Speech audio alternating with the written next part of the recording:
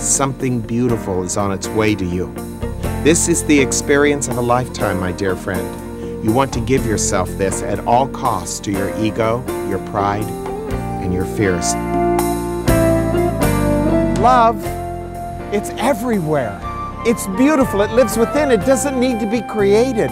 It is already there for you. We've hiked down 3 canyons, and here we are. Let's shoot it, baby. I feel the funky chicken, the funky Messiah. Yes! Search for yourself on your own. Go within yourself. Find it within your breath, within your very spirit. Mrs. Nixon is done. Now I want to do a little magic trick. A spiritual path brings us to a place in our life where we discover the diamond and we learn how to pull it out of the mud. It's all very interesting.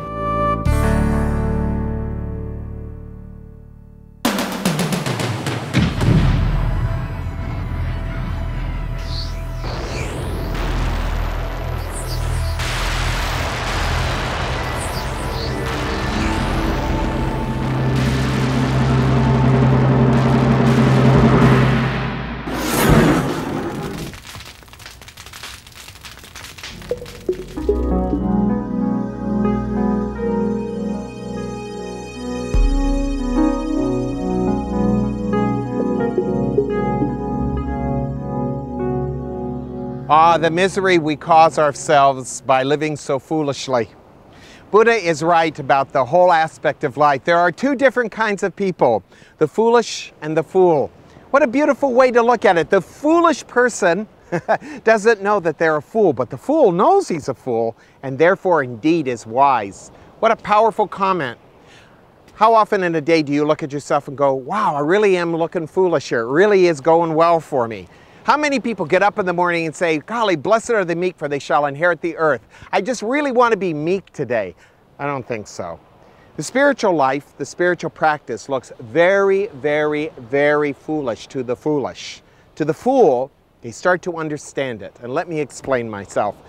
The foolish person is the one who lives for the my, me, and I syndrome. They're always looking for the things that comfort them, give them what they want, help them believe what they need to believe about themselves so they continue to do the things they do even though it is terribly mischievous and self-destructive to themselves. And they always find a reason for their foolishness and their mischievousness. They always find a reason why they can be violent or vengeful or hateful or unkind. There's 1,001 reasons to be that way, isn't there? Just to be unkind. The foolish person always finds ways to do that. The foolish person is always looking for money, power, and prestige to give them a sense of who they are and what they are so they can be comfortable and secure. And they're always looking for that which will impress others and maybe get some admiration from them, some love and affection, as they'd like to call it. Well, that is the mischief, as Buddha calls it. I like what Buddha says about us. He says we're in our mischief. He doesn't say we're sinners. He doesn't say we're bad people. He just says we're in our mischief. And boy, do we suffer for that mischief, because as that fool's milk turns sour on us, and it will with time, we pay the price. Now, what is the fool?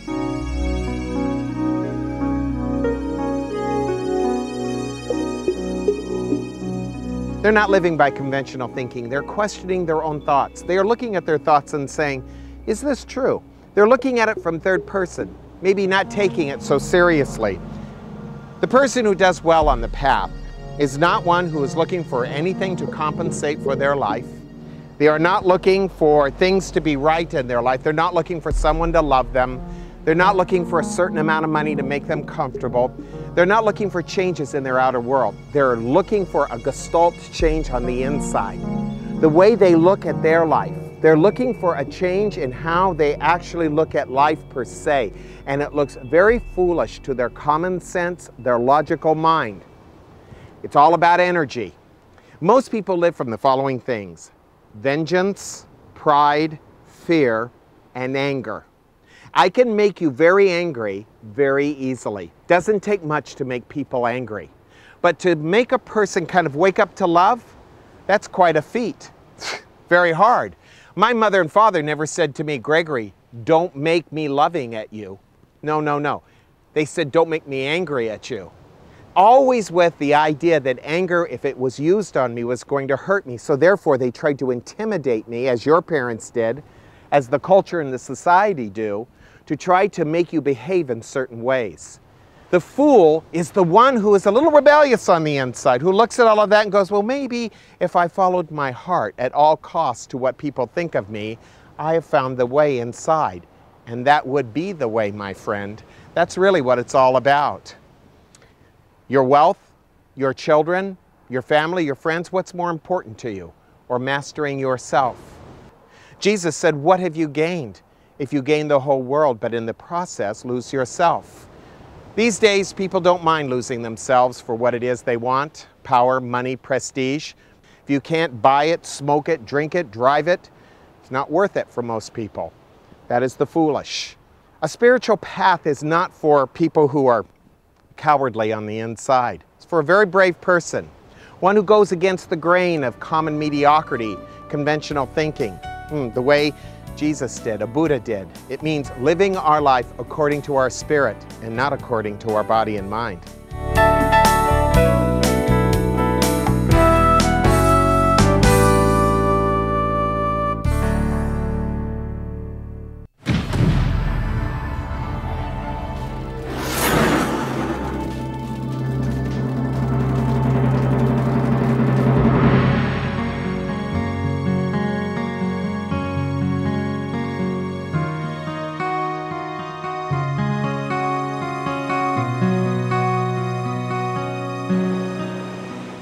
The fool understands something very important. It is by our own hand that we undermine ourselves. God is not punishing you and God is not rewarding you. And here is something I really want you to begin to understand. Life is not based on the premise of reward and punishment, right and wrong, good and bad. The fool's milk, oh, it tastes so sweet. When we think we're getting what we want and we're doing things that make us seem more beautiful or more affectionate or more loved or more rich or more happy or whatever, you think you're doing the right thing. There is no right, there is no wrong in this whole experience of life. You and I have got to begin to understand that passing through the fires to personal transformation simply means this: we transcend our own idea of right and wrong, good and bad. Take a look at the energy that you and I tend to live off of. We live off of a subtle fear. I have noticed as a teacher, when I'm trying to help someone, let's say teach them catharsis, how to let go of their hurt, their pain, their sorrow, how people will resent that. Actually resent that I am teaching them how to let go of their anger, because they're afraid that if they let go of their anger, they won't have the energy to deal with the people out there who are so vengeful, ugly, and angry. It's ridiculous. You've got to want love in your life more than you want to protect yourself from those things that you are afraid of. I love the story that Jesus told. Remember the one about the man who became very wealthy? He pulled down his barns, he built new ones. He said, I'll eat, drink, and be merry for the rest of my life. He thought that his money and his friends and his food would make him happy and keep him secure. And then Jesus says, but one night, his soul was required of him. And then what did those things mean? One day your soul is going to be required of you. It will have absolutely nothing to do with how much money you have or who loves you or who hates you, what's right or what you think is wrong.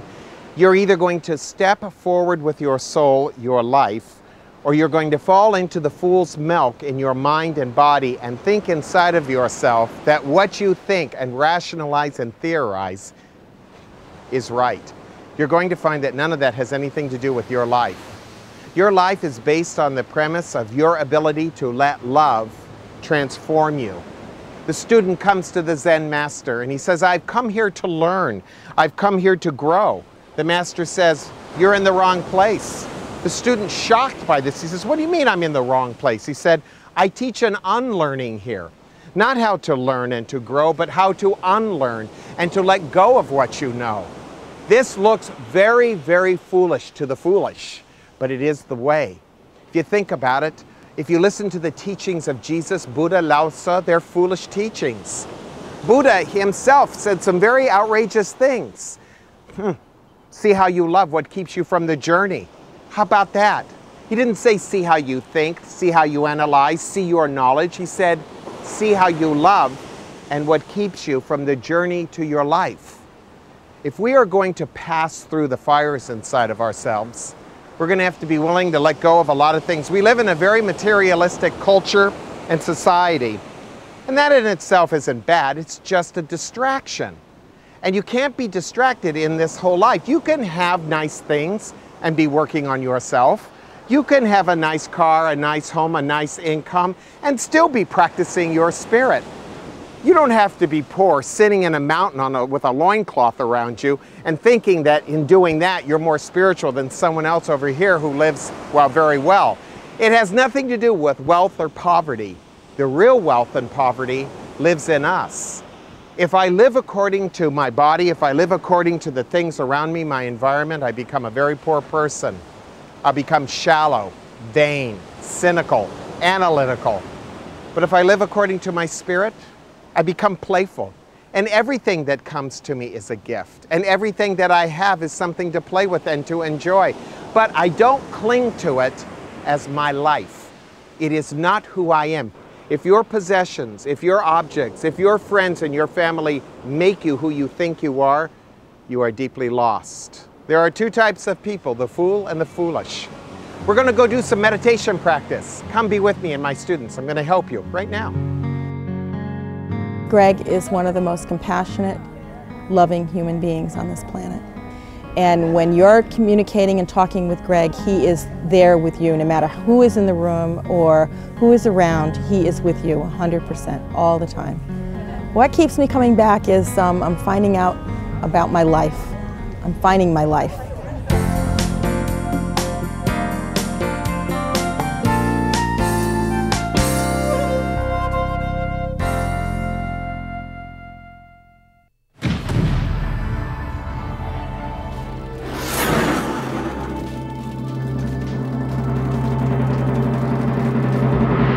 Welcome back to our next segment.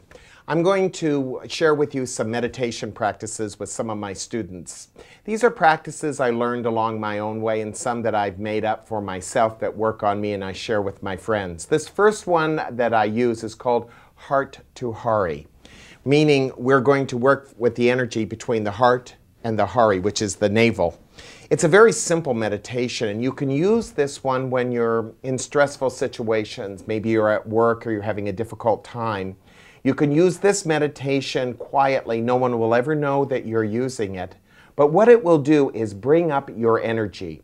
Remember, you have two bodies. You have your outer body and you have your inner body. Your outer body is to be used to bring out your inner body. Meditation is about that. And this very simple little exercise will calm you down when you're having great difficulty in your day. Maybe when you're feeling stressed, you don't know what to do.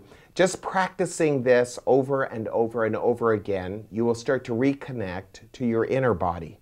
You'll start to feel the power of your breath. Understand something.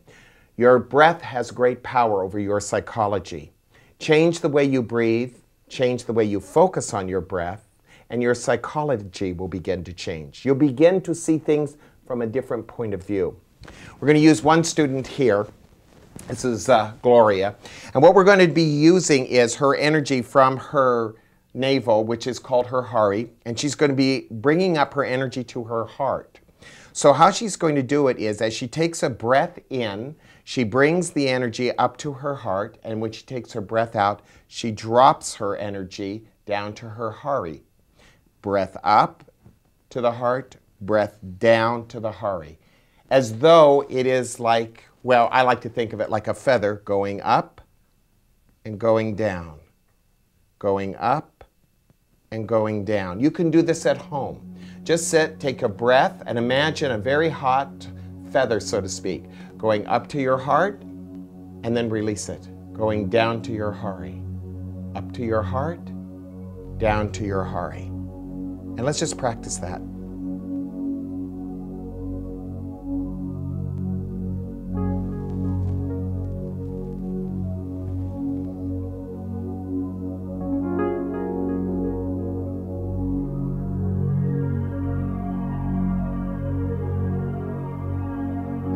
All she's focusing on at this time is just the breath. She's not thinking about anything else, right or wrong, good or bad, just her breath. You can do this at home. You're at work. You have a difficult time. You're driving. You feel stressed. Take the energy from the hari, bring it up to the heart, and then breath out, let it drop down to the hari, up to the heart, and let it drop. You will find a calming effect starting to happen.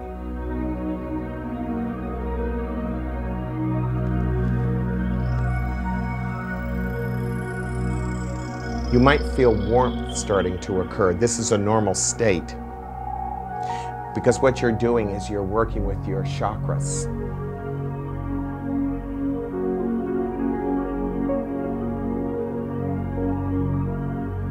Very simple technique, very powerful technique. Now, when you're practicing this and you're learning how to do it, it helps very much to imagine that you have a hot feather, a feather that is very warm, that is going up to the heart and back down to the hari, up to the heart, back down to the hari. Let your breath be very natural and very rhythmic. There.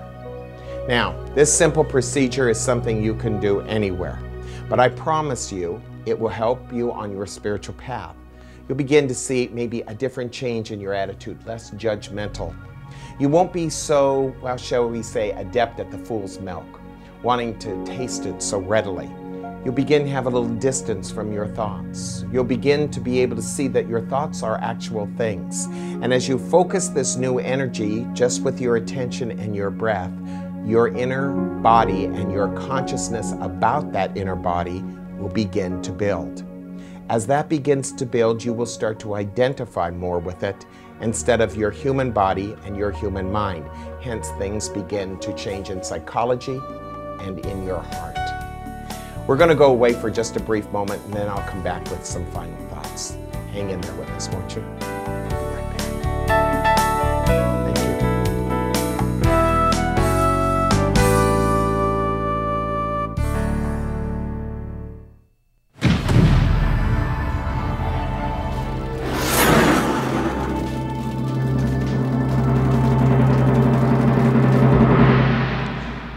Oh, how the fool's milk, it tastes so sweet, doesn't it? Buddha was right. At first it tastes sweet, and then later it turns very sour. Boy, and then we really pay for it. I think about all the ways in which I lived very foolishly, living by what other people told me I should be. I remember one of the most foolish things I was taught, that was happiness was having an education, that if you had an education, you'd be happy, a career would make you happy. So you go out, you do all sorts of things to get, degrees and diplomas. And after a while, you find these don't make you happy at all. No matter how many of these you have, happiness is not in what you own, what you have, or even your own education. I say going into the fires is a very important thing. You know what will make you very happy? It has nothing to do with career. It has nothing to do with other people. It is to cease drinking the fool's milk. It is to stop thinking that anything in life that you can hold or have will make you happy. This is where the biggest pain comes in our life, thinking that things, stuff, is more important than who we are. I say throw it all into the fire. I say live very, very courageously. Live from your heart, your soul, your spirit. Instead of living for the things that other people have taught you and told you to live from, like right over wrong, good over bad, to have certain things that other people don't have, to live in a superior mode. Who's superior? You know, death is a great equalizer. It's a funny thing about death. No matter how much you have, no matter how much you own, no matter what people think of you, death has a way of just making an even playing field out of everything. An even playing field. It makes us all equal. So ask yourself this question: what can I take with me through death? What can I take with me through death? Well, I can't take any of these with me through death. Whether they be degrees, whether they be, projects I did, newsletters, Aspire TV programs, radio programs, tapes, what does it matter? What can you take with you through death? You can only take love with you through death, and yourself. You are that which is the most important thing in your life. The fool is never really aware of that. Yeah, the fool is always dancing around the issue of life, never really realizing that the issue of life is himself or herself. This week, find yourself a little bit this week. Put yourself in the fires a little bit. Let go of the things you believe in. Let go of your idea of what will make you happy, what will make you important, what will make you loved, what will make you what you don't think you aren't. And then find yourself a little bit. Spend some time in the meditation I shared with you. I think you will find it very, very helpful. Please forgive me for this one, won't you? Namaste.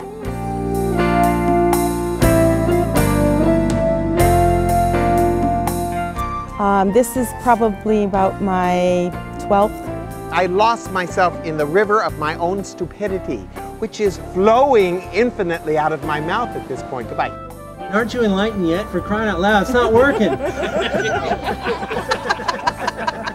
He said, what is it that? He said, what is it that? He said, what is it that? He said, comma. He said, comma. Definitely outtakes. That was a stud maneuver. Wasn't it? That was awesome. It's about my heart, deep inside. It's about my heart, deep inside. Different. Different. Different. Different. Wait, whoa. I have Dialogue. no mind anymore. Due to meditation, I have no mind. I have no way of thinking. I am a vegetable. This is hot here. I know it.